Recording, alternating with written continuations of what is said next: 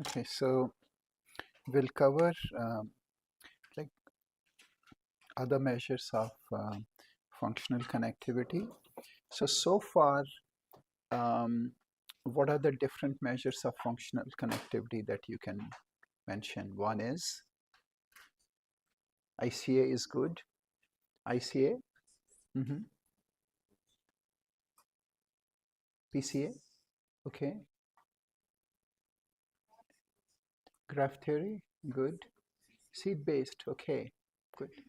So what do they show? They basically show how different regions or different voxels are connected to each other, right? So, um, so those are basically like physically distant, like like long range or short range connections. So there are other measures that I'm going to cover today, and those are typically, can we get some information on a voxel-wise basis, right? And so the first work is done by um, Zhang Yufeng, and like a good friend of mine. And what they, so this is his slide, and what they use is that they use the amplitude of the low frequency fluctuations for every voxel, right? So it is like they are finding, they're looking at the power spectrum of a signal and looking at its amplitude, okay? So this is how they do, right? So you have a time series, then you use a band pass filter, and based on how you did the filtering, this frequency spectrum will look like this, right? Because you filtered, and because you filtered at 0.8, there should be no frequency outside this, right? And basically what they do is they just sum this up, okay? So this is the same as how much power this signal has in this frequency range. They called it ALFF, right? So by using this, what we can do is, for every voxel, we get the frequency spectrum, and from the frequency spectrum, once we decide the range, we add it up, like between this to this, and say, okay, this region's ALFF is, maybe 14.6 or whatever that number is, right? And we do this for every voxel in the brain, okay? And their point is the following. They said that with PET imaging, Reichel and others were mentioning that like these regions had more glucose consumption, while when we look at ALFF, this seems to correlate with PET, and therefore this is an indicator of glucose consumption, right? But one issue with ALFF is that while this region looks real, there are a lot of voxels around the edges and near the large pulsations. And are these really functionally related or voxel-wise connectivity, or is it simply noise, right? So they came up with an improvement of ALFF, called fractional ALFF. And what fractional ALFF is, basically you take any time series, right, compute its Fourier spectrum, compute the ALFF, and then divide it by the entire frequency spectrum. So in some way it is like normalizing, right? So if you have voxels near the edge, you can, it will be more noisy, right? So if it's more noisy, the chance that it will have a higher ALFF is greater than a signal which had less noise, right? If there are two, so let me say this again. If there are two signals, both are complete noise, and one has much larger noise compared to the other, just because of that fact, the signal with more noise will have greater ALFF, right? Because in ALFF, we are looking at a low frequency range. The probability that higher noise will have signal or noise here compared to the low noise signal will be higher. And that's why those voxels near the vessel or near the CSF or near the edge of the brain are going to have more fluctuations and ALFF. And to minimize that effect, what is done is you compute the ALFF, but then you divide it by the entire spectrum. So you're basically normalizing the signal. Is that clear to everyone? Yeah? The ALFF part, okay. So ALFF, you take the time series, then do the FFT, right? Or you take it, actually this too doesn't matter. The order doesn't matter. You can take the preprocessed signal, do the FFT, and in resting state, we are using between 0.01 to 0.1 or 0.08, right? We take this, exclude this, we add this up. We simply add up these numbers, like the magnitude of these frequency spectrum. We add them up, and that is the value of ALFF for that voxel. And this is done for every voxel, okay? And it is very quick because you're computing the FFT and then simply adding over a bandwidth, right? So that will give us ALFF. In ALFF, the downside of ALFF is that it is very sensitive to noise, right? If you have a voxel which is noisy, then that voxel is also going to have large ALFF, not because there is something important, but because it is a noisy signal, and the noisy signal is going to have, just by chance, some fluctuation in the low frequency range also, because again, the noise by definition has frequencies equally distributed, right? So that is why. So to avoid that, to avoid voxels with large low frequency fluctuations from noise, what is done is that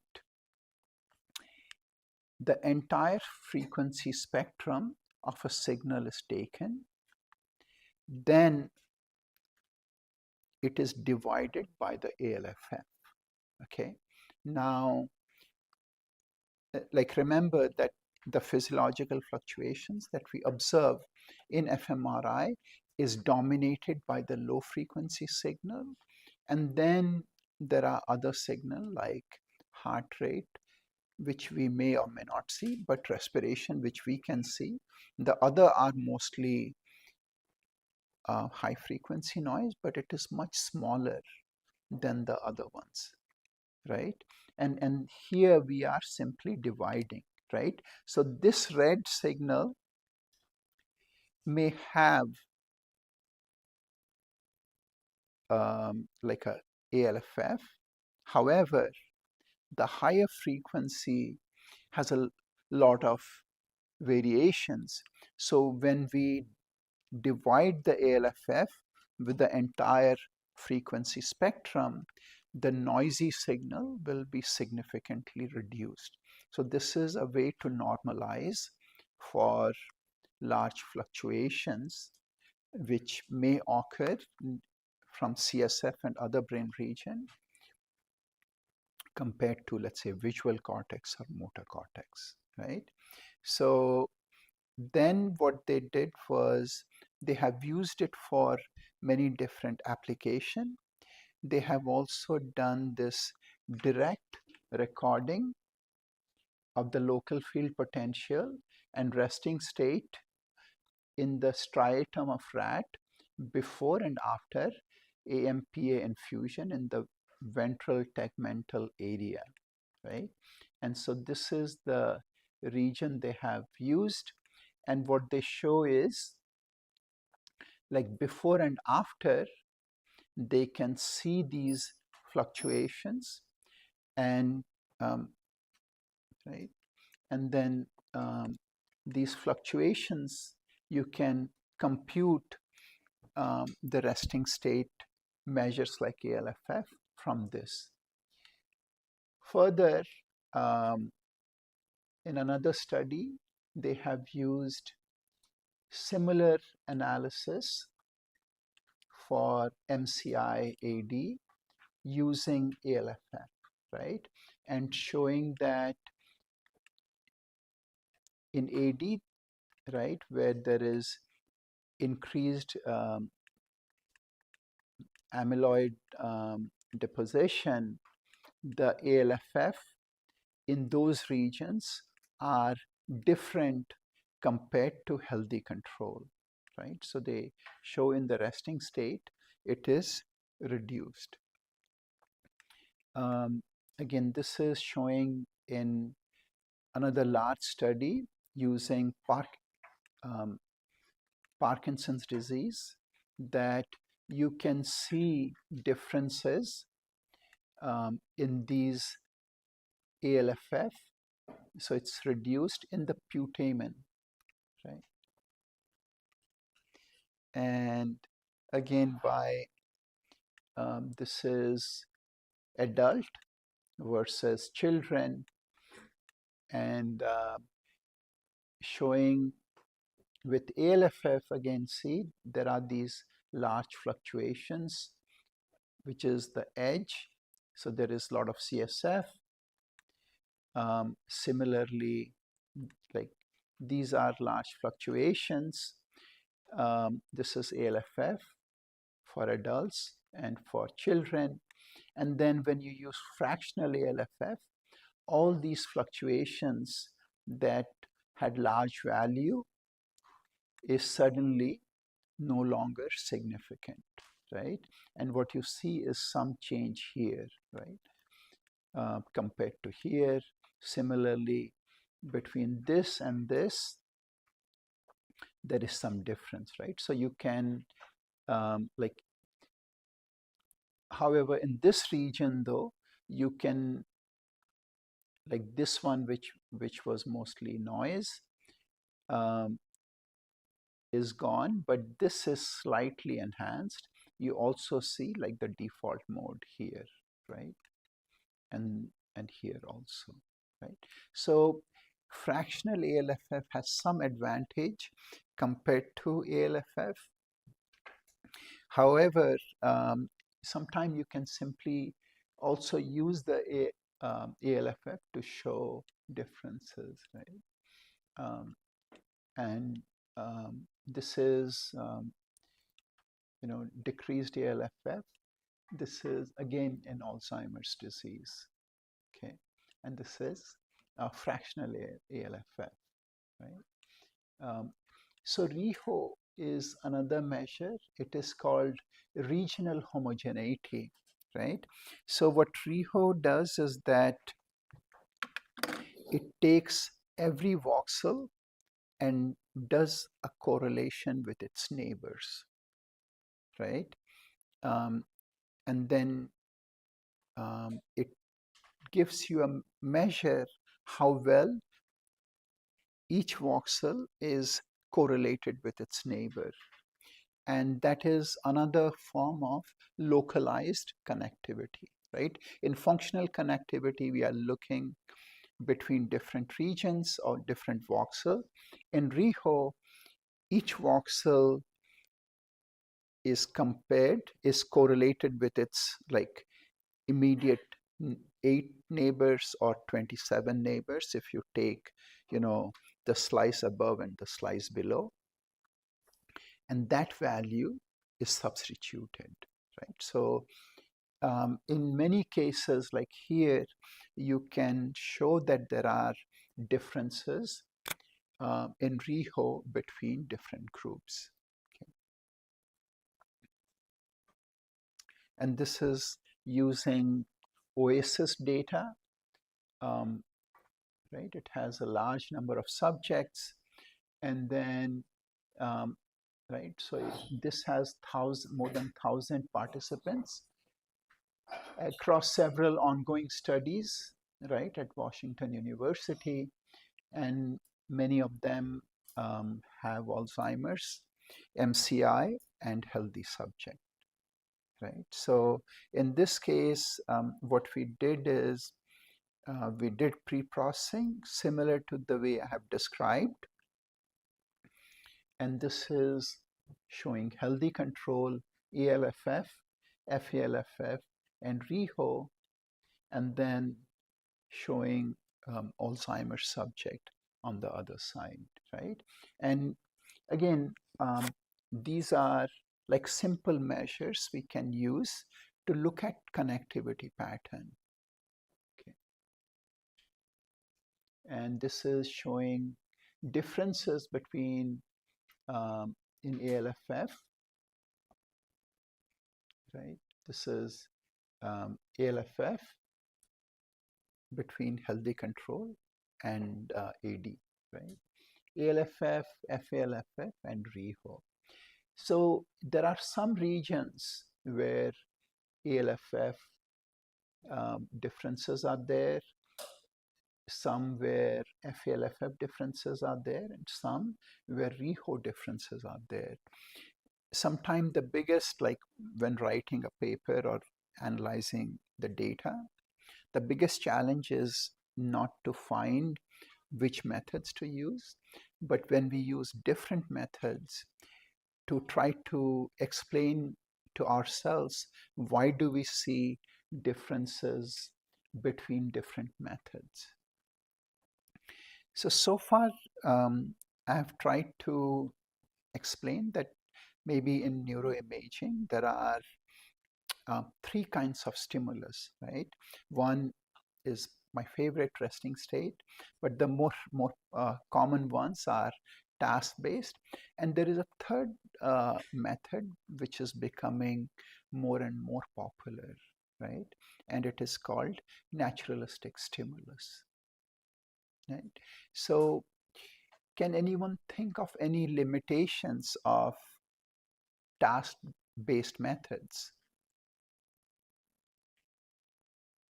Anyone? So low ecological validity. Okay. Anyone else? Participants are always made to forced to make a response. So motion conform would be something like that. Okay. Any? With relation to that, there are some types of participants who may not be able to broadcast. Right, right. But That is true, but in subject who can perform a task, do you see any limitation of task?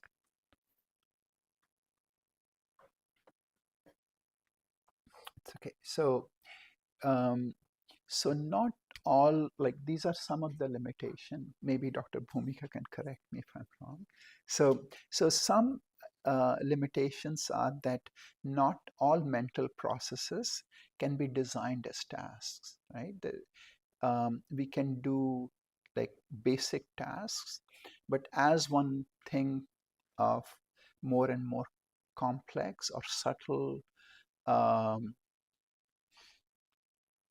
um, paradigms, like maybe a blog design may not be that easy to um, do, right? Um, Also, higher functions require time to build up, and effect size are small for well-controlled design because at most you are only using 50% of the time, because you have two conditions, so you're only presenting one condition 50% of the time. And if you're going to do event related, that is for even smaller, right? So sometime the effect size is small. Also, some of the paradigms that is used um, have low reliability. Um, in naturalistic fMRI, um, like the stimulus that you present is maybe something that you encounter, right? You're watching two people talk, or an event is happening. Also, what they have found that when someone is watching a movie, we would at least I thought one would have more head motion, but that is not the case. Typically, these subjects don't move their head much, right? The head motion is minimized, right? Not completely eliminated, but there are studies which show that it is a little less. And then it is easy to involve higher order functions like language, logical thinking, theory of mind, right? So there was a famous paper that was published by Yuri Hassan in 2004, right? And it's actually a very clever experiment. If so, they showed a very famous movie of Clint Eastwood called The Good, the Bad, and the Ugly. And what they did was they made, I forget, maybe 15 or so subject, they made them watch the same clip, not the whole movie, but like maybe 10 minutes clip of this movie. And what they showed was that across different subjects, the response was very similar. There was some differences from subject to subject, but across different subjects, the response was very similar. Further, what they found was that, um, let's say, you could take a time series from a specific region of my brain and then correlate with Michael's, and then or anyone else, and you could find there were region where the correlation would be high, like visual region, the correlation was high, but there were other regions where the correlation was not very high, right? Further, they found that in this, you could think of the movie having different events, right? So each time this person showed up, right, um, you would see activation. Like you could tell where that, like when every time Clint Eastwood showed up on the screen, the signal would, there was a region where the signal would go up a little bit, right? And similarly,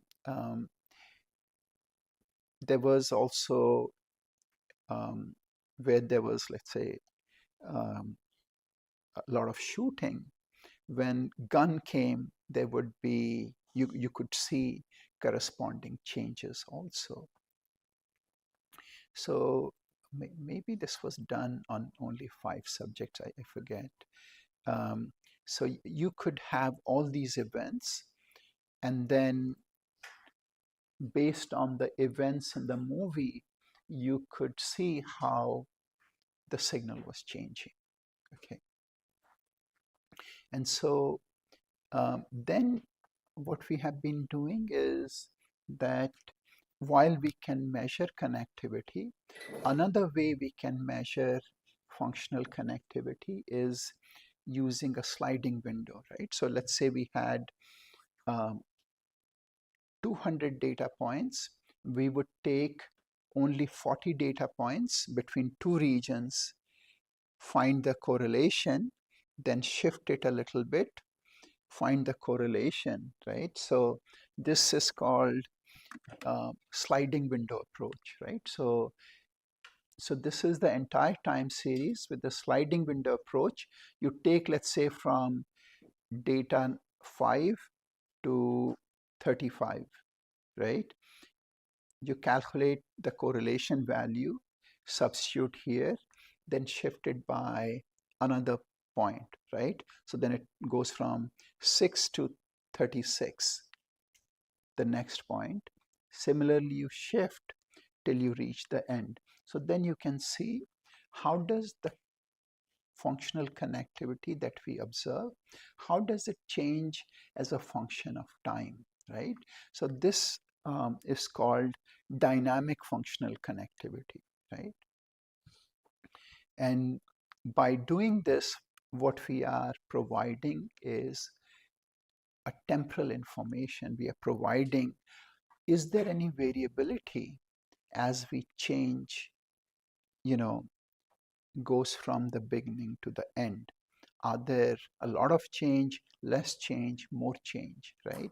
So that is another way to provide more information than a simple number that I had used with functional connectivity, right? So this is also functional connectivity, but because this is time dependent, it's called dynamic functional connectivity, okay? And therefore, what we can do is we can, again, this is another figure. You have region Y or region Y and X. You take region, shift it, and then you generate this dynamic connectivity between the two regions. And you do this for other subject and then see how similar they are, right? And in movie watching, we can use this to find very good um, profiles across subject for different regions. They seem to change like differently based on the content of the movie, right? So in here, some of the questions are, which measure is more sensitive to movie content, right? Between the different regions we can find. This can be both in space as well as in time, right? Then which measure can better reflect behavioral outcomes, right? Which regions are correlating with behavior? So to answer this, we used 3 data sets, which is available. And then we use both dynamic connectivity as well as stationary connectivity. Stationary connectivity is what I had covered so far, where you take 2 time series, the entire time series, and correlate, and you get one number, right? So that is stationary. And this is showing the dynamic connectivity pattern for 3 different movies. This is Wall-E, The Matrix, and A Few Good Men, right? And these are the different independent component, and like different resting state networks, and this is showing um, the relationship between the different networks, right? So in Wally, compared to the null distribution, there is a lot of activation between the different network, again suggesting that although we identify the resting state network using ICA, they are communicating, right, during like at least movie watching. And then this is showing how is Wally different compared to, let's say, the Matrix or and Few Good Men, right? So these are the regions which are associated, and then this is Matrix versus the other, and A Few Good Men, and then we can make plot this as to how, compared to the different networks, they are communicating with each other for the movies, right? And again, here, what we want to say is that, you know, so by doing these kind of connectivity measure, we can find very specific differences or very specific connections, both in space as well as in time, for different movies, right? And I think um, I think who had like someone like initially had asked, like, if I was to ask you to name me two movies, right, which only like the young men in this room would have a lot of activation, and another movie which only young women would have a lot of activation. So maybe like this is the way we could easily test it, right? Um, And here, again, this is just showing in terms of connectivity pattern. And see, this is how we can use like age effects, like this is compared to age. And right, so this is fitted age effects. And these are the like sex differences between like men and women while watching this movie, right? And so in this case, what we can do quite reliably is that we can tell from the move, like from time varying connectivity, quite reliably who is like male, who is a female. Not only that, we can like with some sort of with a fair amount of accuracy, we could also tell their age, right? So far, what I want to say is that dynamic connectivity is more sensitive to states, which is movie contents, than stationary connectivity, right? So if, let's say, you were watching a movie which has like some scenes of comedy, some scenes of suspense, some scenes of romance, then if you generalize, you may see like a connectivity pattern. But if you use dynamic connectivity, for each state, you may get very specific pattern, which can then be used to differentiate across subjects. I think I said, yeah, so more sensitive to age and sex effects. Also dynamic connectivity be more functionally relevant, right? Because in this case, we are doing this on movies. We can have some idea what is happening in the movie, right? Not the plot, but whether it's, what kind of content. However, the limitation is, difficult to directly link dynamic to movie contents. Okay, so now you know like maybe 5 or 6 measures of connectivity, right? One is stationary, like functional connectivity is now called stationary functional connectivity. And then if you use a moving window, it is called dynamic connectivity. There is ICA, there is PCA, there is graph theory. What are other three measures?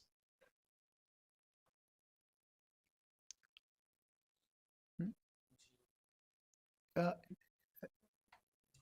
just what I covered today. ALFF, ReHo, and fractional. Very good. So those are the three. So we have like 8 or so different measures. And again, like you could also use dynamic ALFF, just like we use dynamic functional connectivity. All right. So I will now give you like an example of how we use like for task activation some results, and then at the end you have to tell me, if I was to use resting state, how can I use it to help with the study, right? So this is work with my friend Bart Ripma, who is at Texas. He was before in New Jersey, but then he found a job. So we both are very interested in aging, right? And he is interested because in aging, the cognitive processes change. Um, in adults, slower cognitives are accompanied by bold response that differ from that of adults, right? And so he showed this, that in younger subject, you have more activation, while in older subject, you have less activation. However, that is not always the case. Sometimes you have, yes, lesser activation, but in some area you also get lower, higher activation, right? If everything was lower, right, then it's not so interesting, right? But like, how can it be that, this region for older subject, it is becoming lower, while in some other region, the activation is higher? And for me, like, aging is interesting because I want to know, how does the blood flow and underlying like measures affect these fluctuations. So in his study, he is using a task in which subjects have to perform, right? This is the task. They have to decide whether it matches the right location, or they have to identify both the object and location, right? And in this case, he showed that um, the activation response between young and old is not linear. In a sense, they cross each other. And so this is the response time, right? Right. So this is the encoding, delay, and probe. And this is how the response pattern is, right? The red is older and the blue is younger, right? So then the question is, some individuals are more vulnerable to age-related changes than others, and activation performance relationship changes with age, right? And again, the question is, how can we explain this? One is that, okay, so for the brain behavior relationship, this is the reaction time, this is activation, and for the younger people, it goes up, while for the older people, it goes down. right?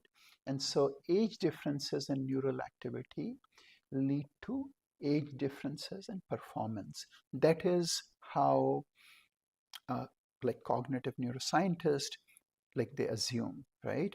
And further they assume that, okay, this is the efficient range and the other region is inefficient, and maybe in older subjects the way they are performing the task is not in a very efficient manner. And one could even come up with a model like this, where if you have to go from here to here, right, for young subject, there are many different ways, right? You can go this way, you can go this way. So even if one of these nodes was not working, you could still perform the task. However, let's say this node was broken, or this had become somehow inefficient. Like we will discuss later, what does like inefficiency in older subject mean? Is it neuronal effects, or is it vascular effects, right? So if this doesn't work, right, you could still go here to here, here to here, right?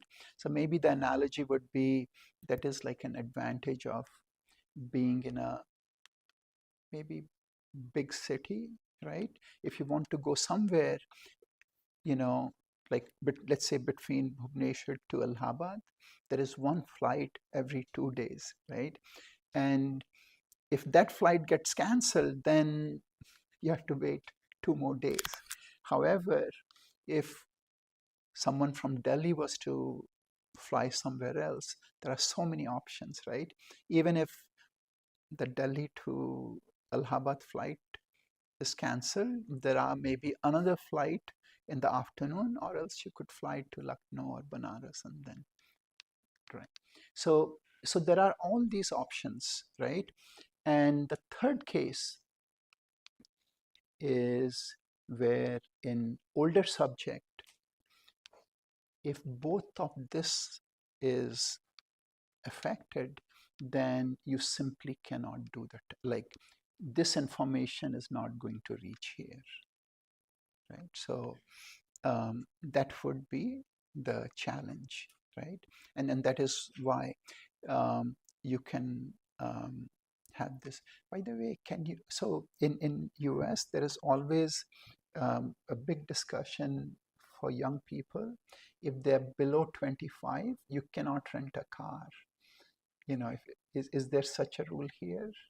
No? Oh, great. Okay. So you cannot, so you can rent a car if you're 25, but mm, the amount the extra that you pay is quite a large amount, right?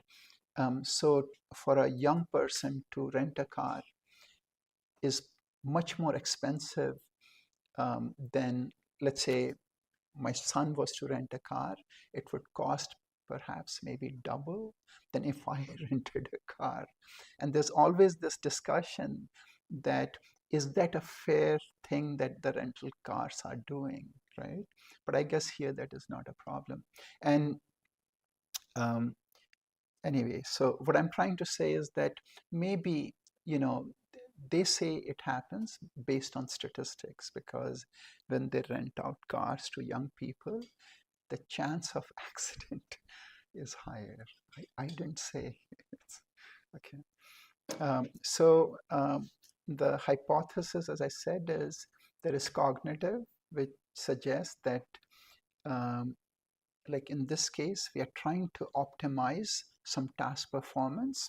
For neural efficiency, it is the volume of neural activity required for optimal task performance. And then the third one, the hemodynamics, would be coupling of neural activity to blood flow. Right? So in this case, as I showed you, there is studies that I showed you where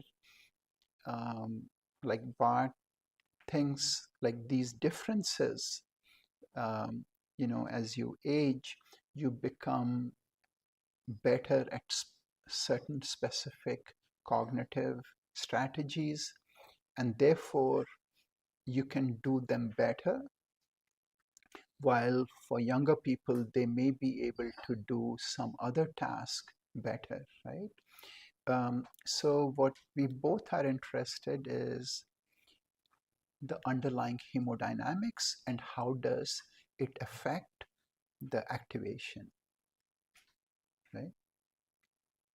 And as I have mentioned, the physiology or age-related is complicated and poorly understood.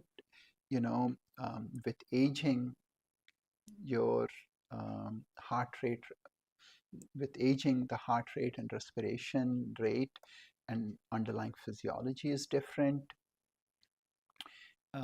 Maybe the mean arterial pressure is different, right? Maybe like if someone is in their 60s, the chance that they have high blood pressure um, or diabetes and other things are higher. So the blood flow is going to be different, right? And even the vessel itself is less elastic, right? So the blood flow changes would be different. So these are some of the like bold differences, changes in neuronal hemodynamic coupling, right? So I had a discussion where someone pointed out, like, what would happen if you went to, let's say, high altitude, right? What would happen to the blood flow? Mm-hmm.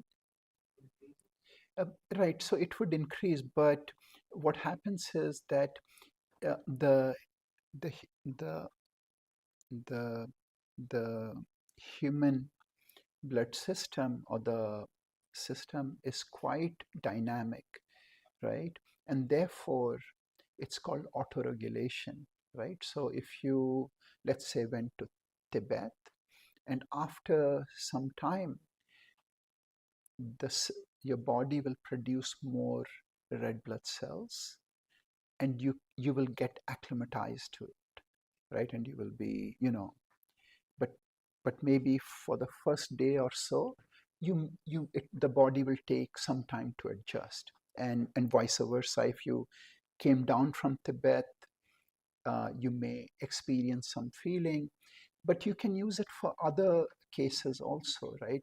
For running or so, right? Like our body is very good at autoregulation, and that is why we can survive across different climates and so on. So could it be that the changes in this neural hemodynamic coupling is changed between young and old, right? So like, let's say you and I ran a 100 meters race. For you, it would be much faster for you to recover, or maybe you don't need to recover at all, but maybe it would take me a little longer than you to recover because of things like that. Also, there are vascular changes, as I mentioned. Also, because of the mean arterial pressure, we would have different baseline cortical activation levels, right? Maybe the analogy would be, let's just imagine each of you had twins and one would drink coffee a lot, right? So then, uh, you know, the baseline condition between the two of you maybe would be different, right? At least, like, you know, um, and so there are all these factors that can affect. Um, in young and old, there is also difference in the CBF and CMRO2 ratio. So this is cerebral blood flow, cerebral metabolic rate of oxygen consumption, right? And as I had said, um, this is the microvasculature of young person versus of a elderly subject, right? So maybe this is more heterogeneous compared to the young subject. And with the vessel, the blood vessel that we collect the signal, the hemodynamic response function looks like this, right? And this is given by, in the bold, right? This is delta, the change in bold signal divided by the baseline bold signal. And it is thought to be dependent on CMRO2 and CBF. This is the relationship, right? This is called, so there is a constant called the Grubbs constant. Don't have to, and then if we look at age-related changes in hemodynamic coupling, while this is for young subject, this is for old subject, right? So for young subject, the value is much higher. In terms of signal to noise ratio, again, for young subject is higher. This is number of trials averaged, making a cumulative distribution of these response. And this is showing the onset for young people and old people, showing that, again, in younger subject, there seems to be more uniformity in the response compared to the older subject, both in the amplitude as well as the shape, right? So there is more variability. So as I had mentioned, either the amplitude or the delay is going to affect the bold signal. So another way to think is that during rest, this is how the signal looks like. During activation, this is how it looks like. Can anyone say why does it look like this?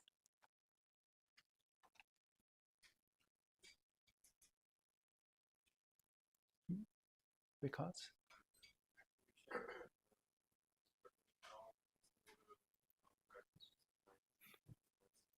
So good. So here there is more oxygenated red blood cells, right? And they have different magnetic properties, right? Here there is more red blood cells, sorry, more oxygenated red blood cells compared to deoxygenated red blood cells. So there is less dephasing, and therefore there is more signal change.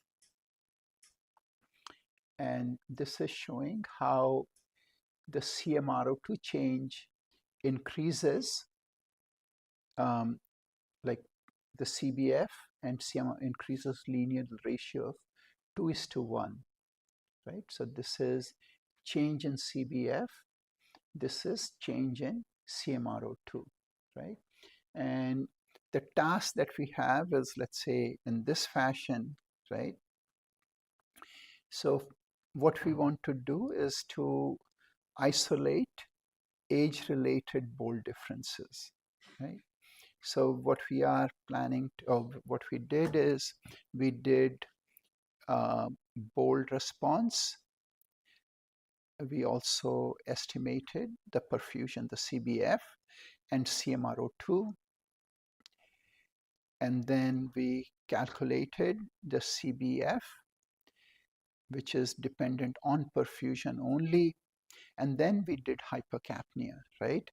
And as I had mentioned, when you do hypercapnia, you only have changes in, there is no change in neuronal activity. It's mostly CBF and the corresponding change in CMRO2. Right, so this is the task. Right, so this is the task, the negative task. We have 3 runs, 2 instances per stimuli block per run, right, and 30 seconds temporarily between the blocks. And so this is the task that is used.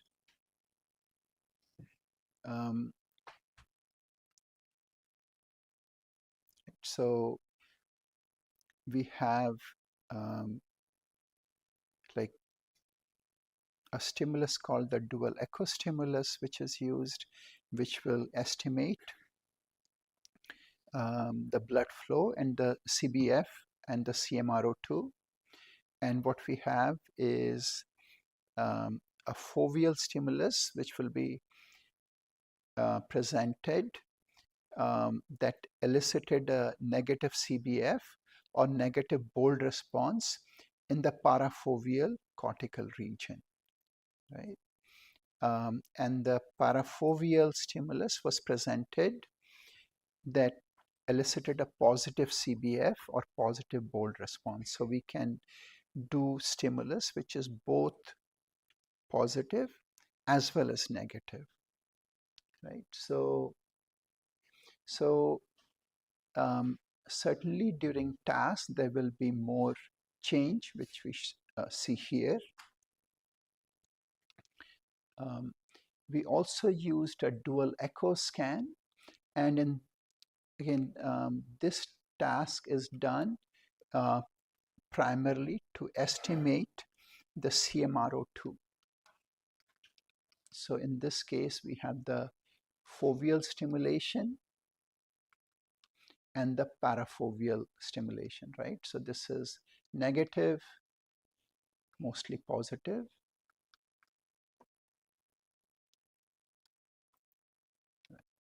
And the combined primary and secondary stimulation is shown here.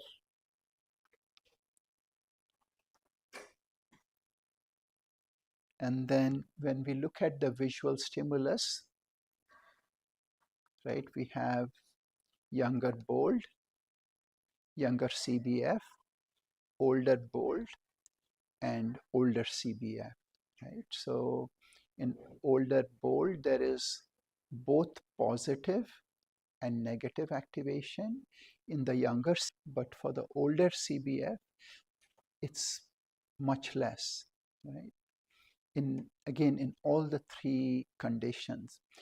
So what does it suggest, as well as negative for all the condition? Like in this case, even this is positive while this is negative. But with CBF, there is difference between young and old, right? So if I gave you this map, right, and I asked you to explain the results, how would you explain the result?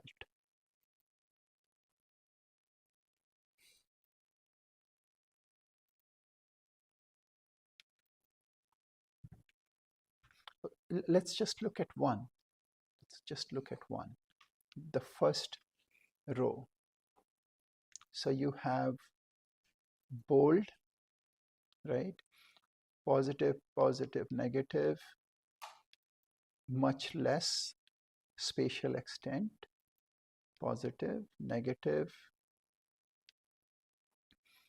Do you see much difference between older, like bold between young versus old?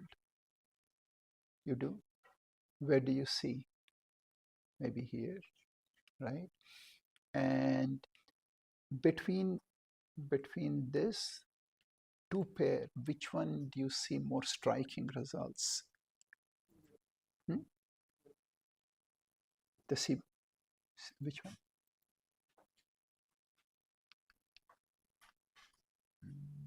Okay. Anyone else? So this is just presenting these results. So for bold, right? For the negative, there is a difference.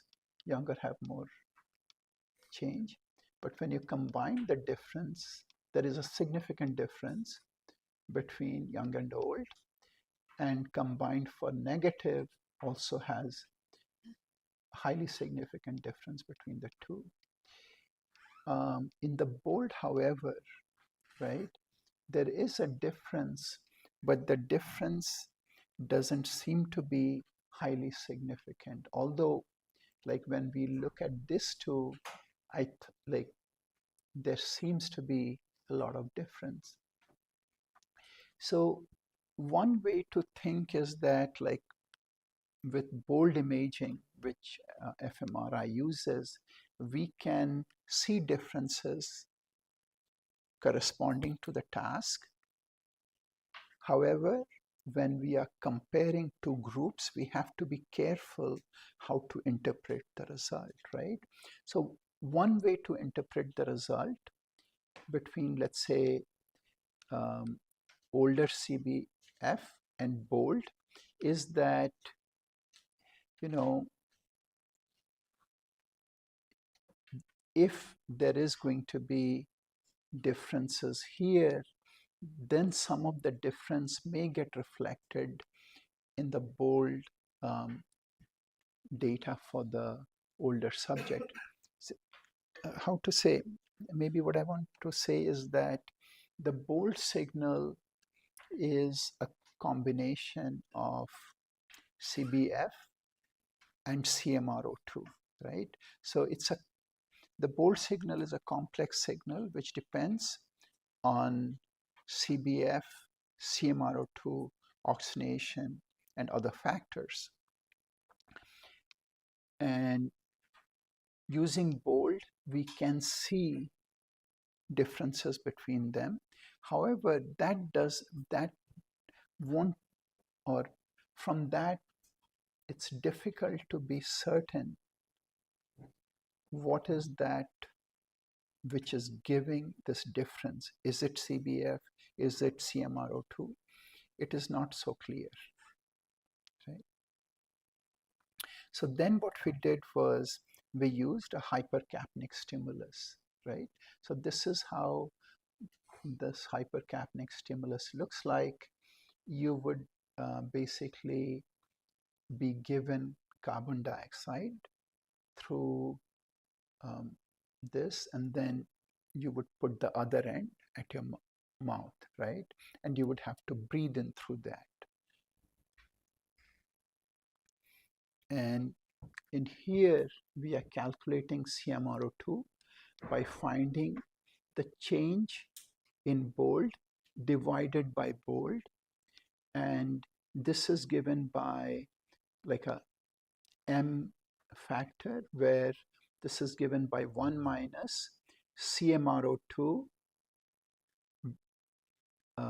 divided by CMRO2 at baseline, right, to the power of beta, which is used as 1.3, and then CBF divided by CBF at baseline, and this is given by beta minus alpha, where alpha is called the Grubbs constant. And so we have to find for the ratio of CMRO2 to that of the baselines, and M represents the maximum possible signal change in the bold response in the absence of deoxyhemoglobin, right? So it shows that for different subject, the M value is different between young versus old. And for whole brain, there is still a difference, but not that significant, right? So this is for different ROIs. This is for brain. And then this is showing for resting state, for negative, right, for younger, and for older. And this is showing the change in bold, okay? And this is showing for bold in older subjects. This is resting, right? Change in bold divided by baseline bold. This is change in bold divided by baseline bold for older subject. Similarly, this is for CBF for younger subject. This is for older subject. And then this is CMRO2 for younger subject and older subject. Again, these are different measures that we have which can be used to further explain the fMRI signal. So change from resting and negative baseline. This is for bold, right? Resting, this is negative.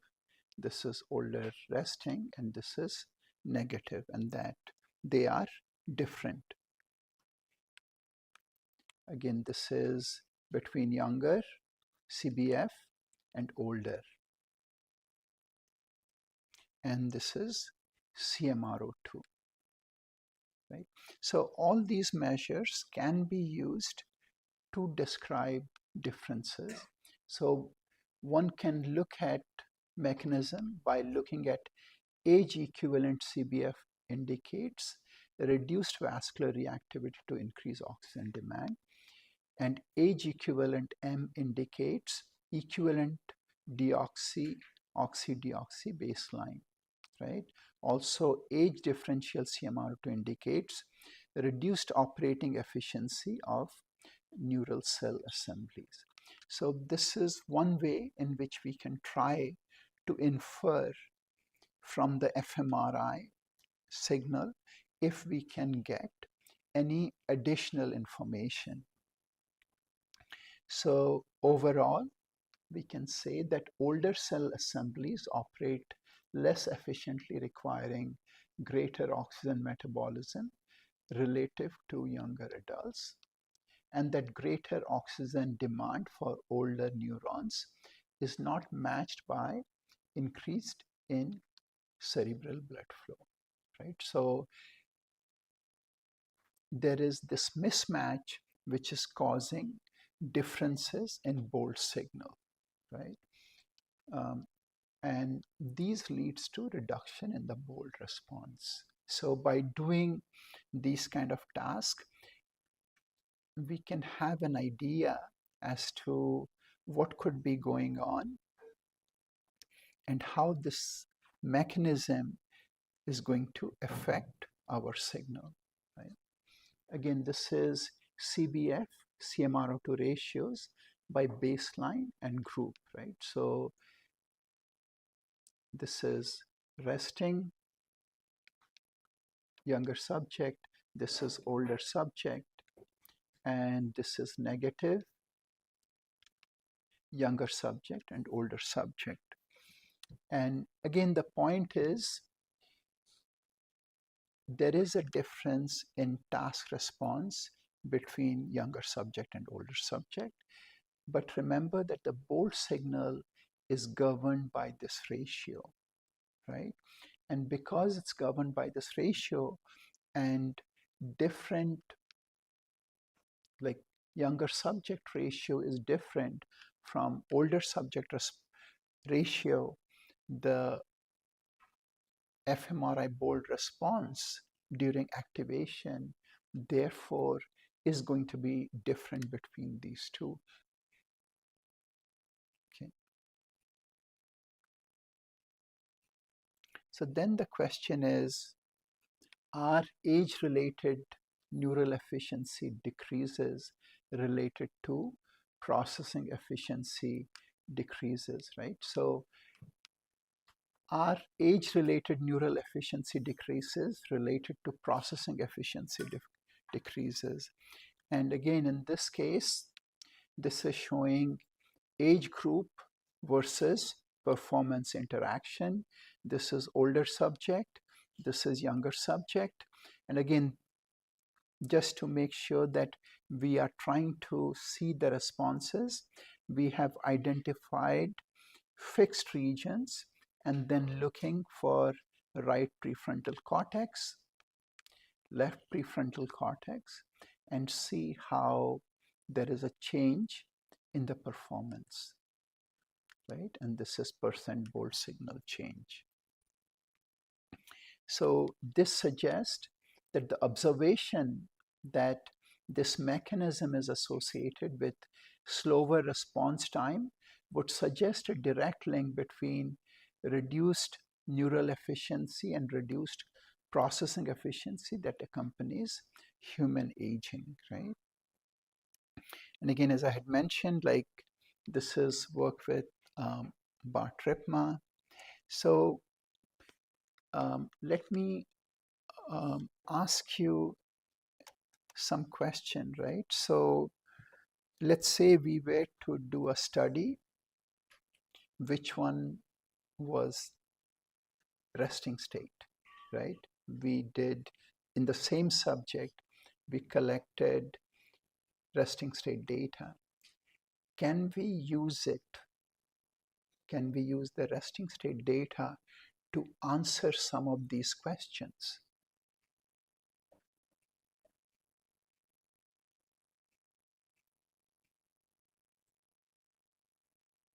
What question could we ask or answer if we had resting data and the task data?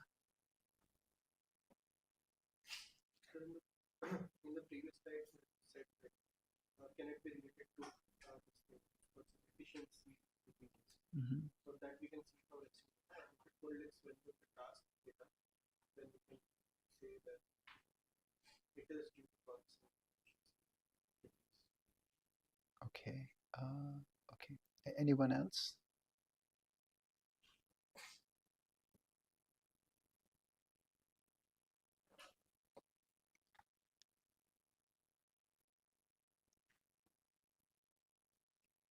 So let's say we covered a few measures like ALFF, FALFF, REHO. What would you expect? Let's say in this region, for example, would you expect the ALFF? What would you expect the ALFF to be in these voxels for older subject?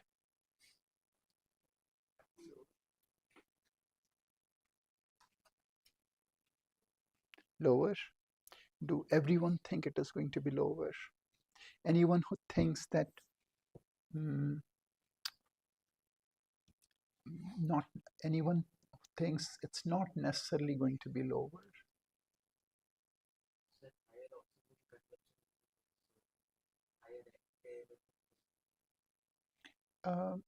That's a very okay. So typically what would happen is that in most voxels it will be lower, but not necessarily, but in some voxel it could be that it will become higher, right? And the reason being that CMRO2 also plays a role, and what we are measuring with ALFF is not exactly CBF, right? So most of the voxels from here would be lower, but in other it may also go up, right? What else can we do? Yeah. Yeah. Mhm.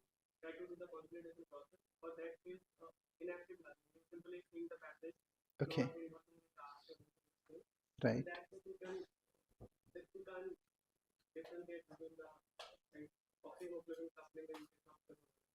Right.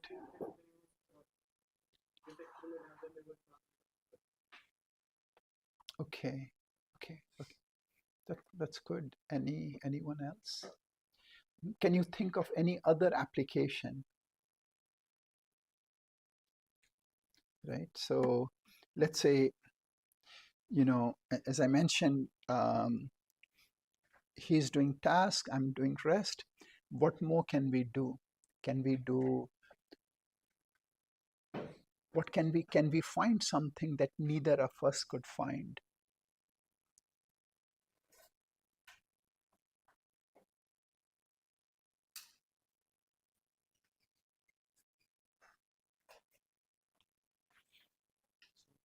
Age-related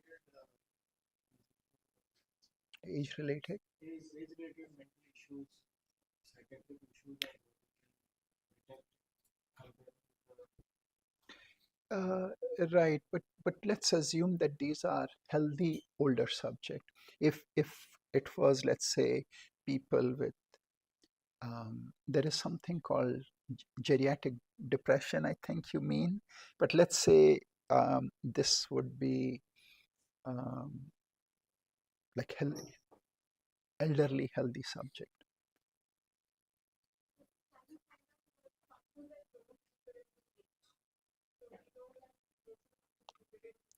Right, right. Very good. So how would you, that's good. So if if that is the question you want to ask, right, you can do a, let's say, a task inside the scanner or outside the scanner and measure it. But now you have to find out that why is it happening, right? How can you use the resting state data?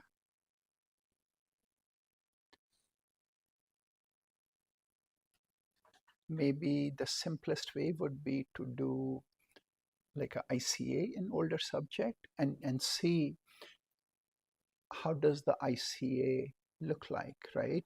Do all the ICA look exactly like the healthy control? Maybe, may not be, right? But since you have a very specific hypothesis, then maybe you should look just at that network or the regions and see what happens to those subjects with age. Does the correlation increase with strength? Does it decrease with strength? What happens? So that is one. You could also look at, again, um, if you have task done inside the scanner, then you can measure the ALFF or FALFF or REHO and see on a voxel-wise basis, is there any relationship between them, right? And if you haven't done these studies inside the scanner but outside the scanner, then you can use the measures as covariates in your resting state analysis for those regions and see, is there any trend, right? So maybe what I would like all of you to do is like write down on a piece of paper, what would you do, right? And in the afternoon, I'm going to show you some, like, how we can use it in different ways. But I want you to really think, right? Because hopefully at the end of the course, you should be able to use it for your, hopefully for your research, right? So I want you to spend some time and write down how it can be used. So maybe at around 2 o'clock, I will show you some work Bart and I have done where we use both resting state measures as well as task activation to address like some simple questions. Right? If you have any questions, you can ask me now. so that's the question. Yeah. In older, I feel the variance would be more in terms of performance compared to so That is a very good question. I'm glad you asked, right? So, so let's say, so what he said is that in older adults, there will be more variation with performance, right?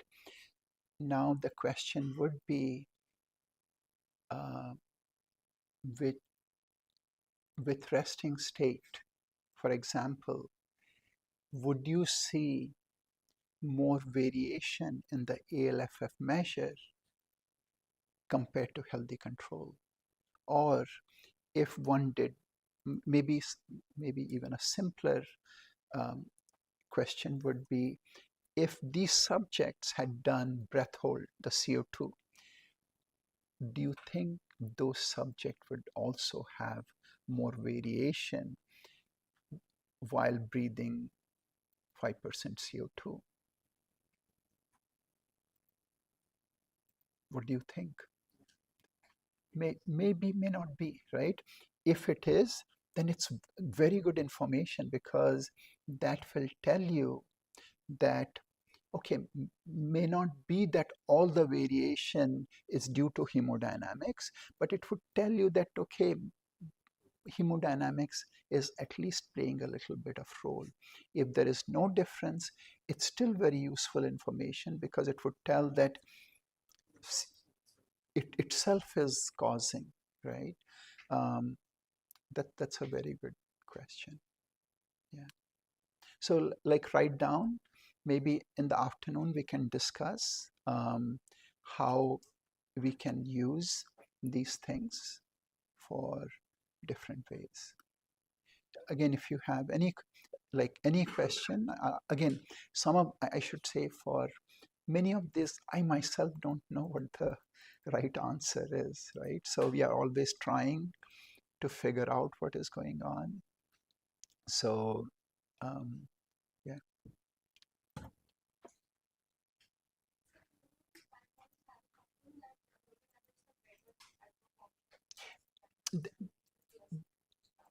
Right. So there are, I think Bart has showed this task, right? Like, I forget, I think it's called DSST task, where he showed that one region has slightly greater activation. Right. So this task, right? He showed that this region like is more active compared to healthy control. Um, so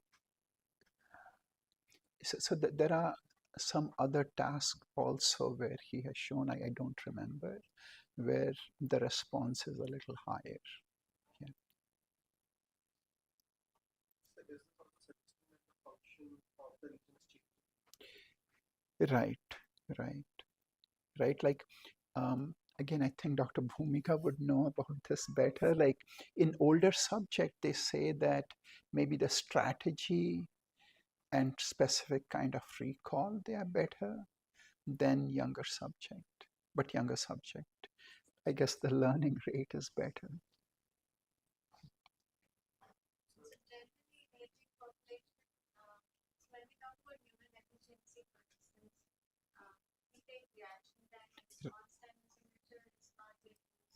Right.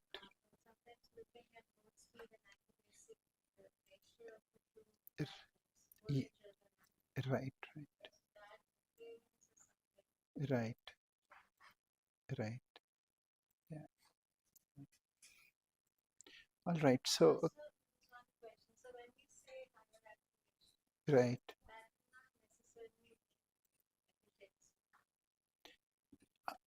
Right. I should have said, right, like just because you perform a task and there's a large change, that doesn't mean that there is more neuronal firing or more neural efficiency. It could be, like in my opinion, a lot of it could be due to the underlying hemodynamic response. And if any of you have done like finger tapping experiment, you will see that in the sensory motor cortex, there is a large vessel that goes through. And if you are close to the vessel, the response will be huge. But if you are away, the response is much less. Um, but there are other tasks where these changes occur. And I think maybe um, what I'm uh, hoping some of you will also mention is that, you know, in resting state, because we are measuring during rest, some of the different measures that we use, even if you don't believe in resting state, it can be used to calibrate your fMRI response, right? And here we calibrated the fMRI response using the CBF CMRO2 ratio. But and again, that's a very good and nice method to do. But if you were to do a study, like just to add that is going to take you another 40, maybe 40 minutes or 45 minutes, because you have to teach this person how to breathe using the mask and so on. And some people may feel even more claustrophobic in the scanner. So in that case, you could use resting state to get a measure of this, right? And then use it to calibrate these data. Yes.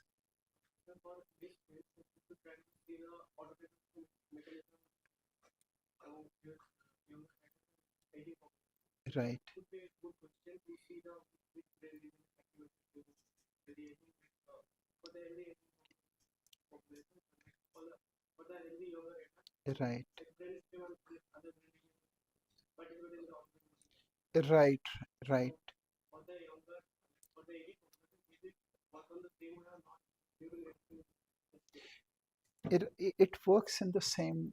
Again, that's a good question, because yeah, so the brainstem, there are regions, like regions in the brainstem which is involved with respiration control, how we breathe in, and then for autoregulation. But with resting state, I don't think we can have a measure of autoregulation, right? Or I would say even for task, it's not that easy uh, to get a measure of autoregulation, because it's so dynamic. We can see as to what happens when we systematically change, but these things are fairly dynamic in nature. Like, one way people have used auto regulation is to systematically change. Let's say instead of giving 5% CO2, they would give 1% CO2 room air, then give 3% CO2, right? So they would like alter the carbon dioxide level and see how does the brain change. So from that, they try to find a profile, if you will. People have done other ways also, in which they have tried to use different anesthetics, which will change. Again, it's not in humans, but in animal models, to see how the change is, and are there regions which are more susceptible to these changes. So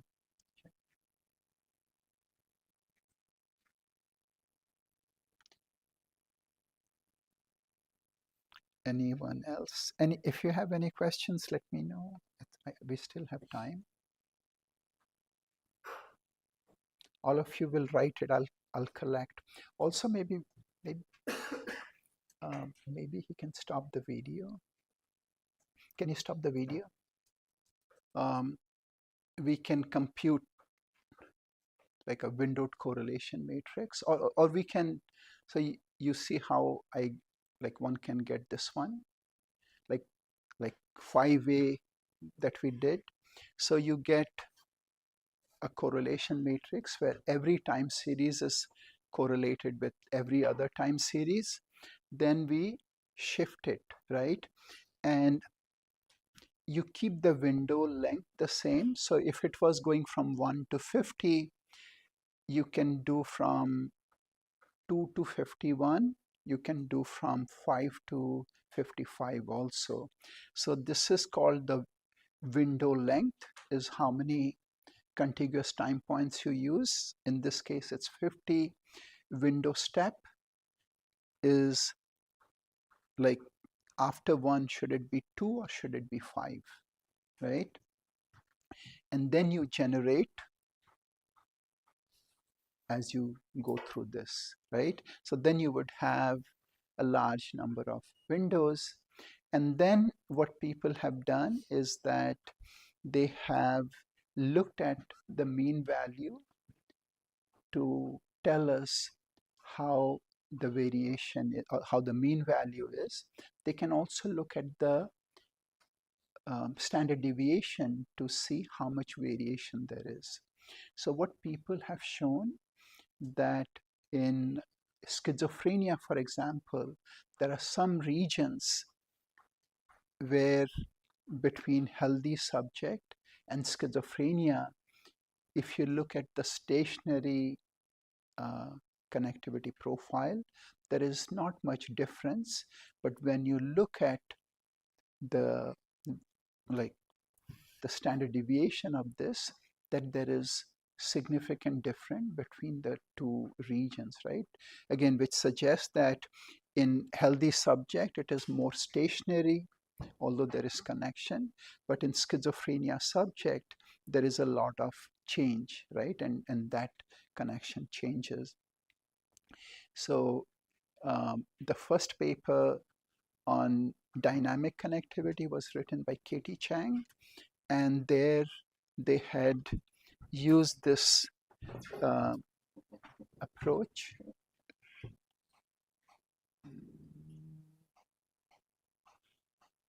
I think I have deleted. I think I have deleted. I'll try to show you some more figures where um, so Katie Chang had showed between different regions of the default mode. This is Elena Allen. What she did was she took all this correlation windows and did principal component analysis and showed that there are 7 distinct networks or pattern that you get, and suggesting that there are 7 brain state. Anyone doing EEG? And how do you explain microstate in EEG? Have you heard of EEG microstate? Okay. So in EEG, there is something called microstates, right?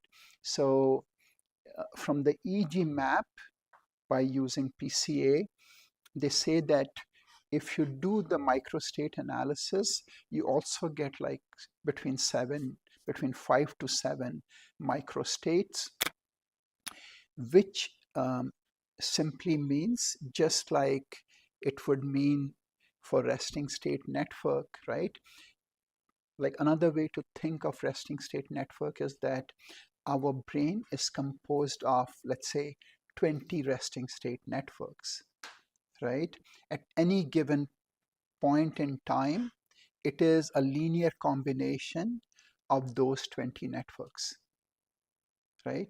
So with EEG microstates, what they are saying is that using 5 or 7 microstate, you can basically define this EEG time series.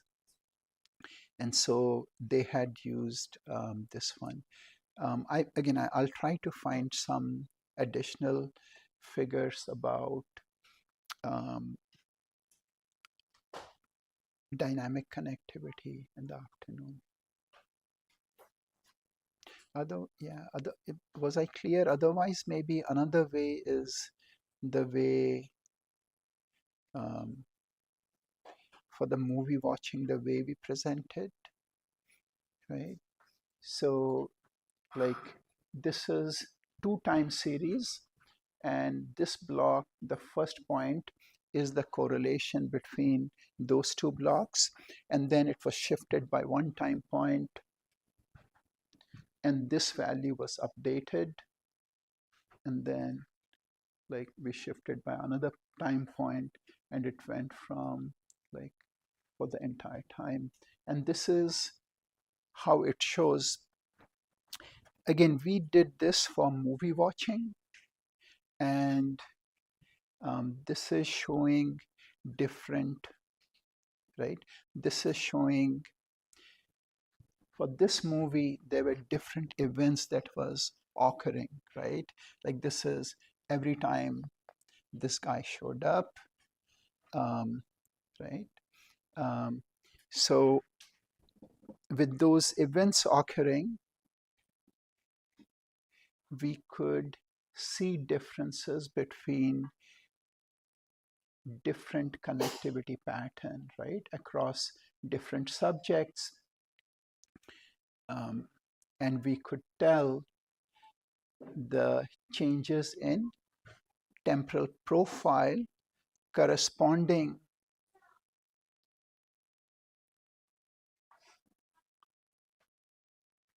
right? So this is the mean functional connectivity. This is consistent component connectivity, and this is dynamic connectivity, right? So while the mean functional connectivity shows some information, the dynamic functional connectivity shows some additional region, like in here, which we use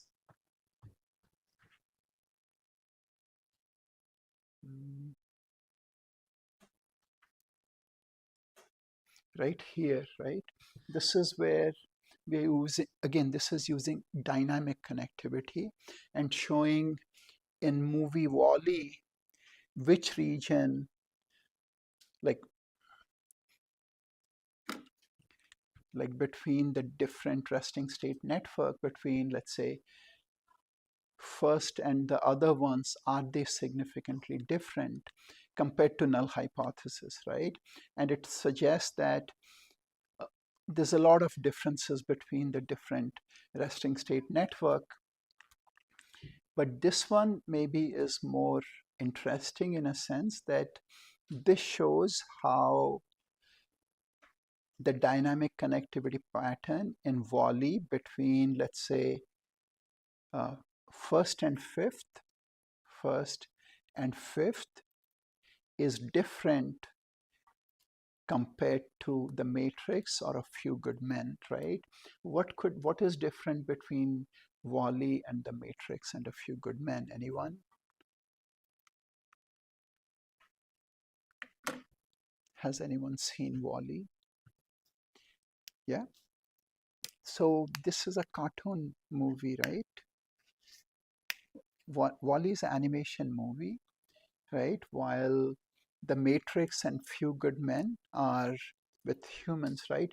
Maybe that has something to do with, because of like this, like the network 6 correlating with all these network 1, 2, 3, 4, 5 with, I guess, 6. But this would be like a way to look at these events more carefully. That's one way. The other way is by looking at this pattern that, okay, number 6 seems to be connected to all these regions. In the matrix versus others, there doesn't seem to be much connection. And why is that, right?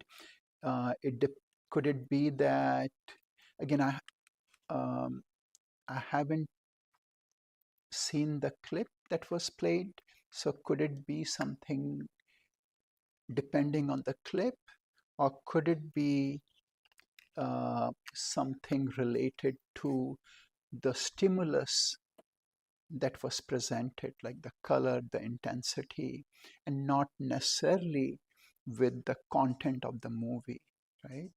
So those things have to be seen more carefully to find out. But nonetheless, this could be like, I feel that this is one way to analyze events and see their interdependencies between the different um, networks. Um, Again, this is done to be computationally efficient, and we have only used 16. But for this one, we could also use the Schaefer Atlas, which has 400 ROIs, and see what do we get.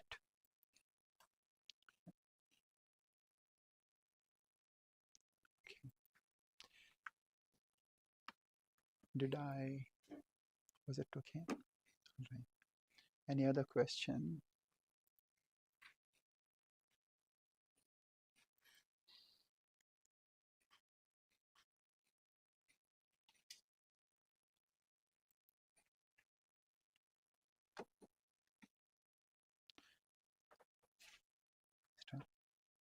So one small announcement for afternoon.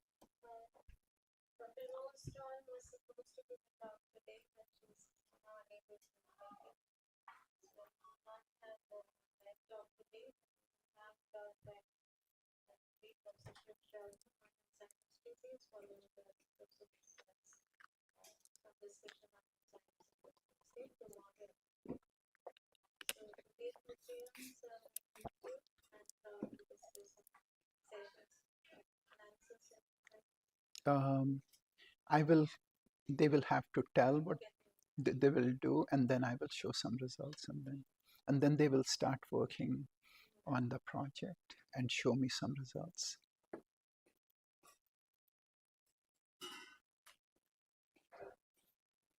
This news about Dr. Rostal not being able to do it, I got it last night again. So that is something which is not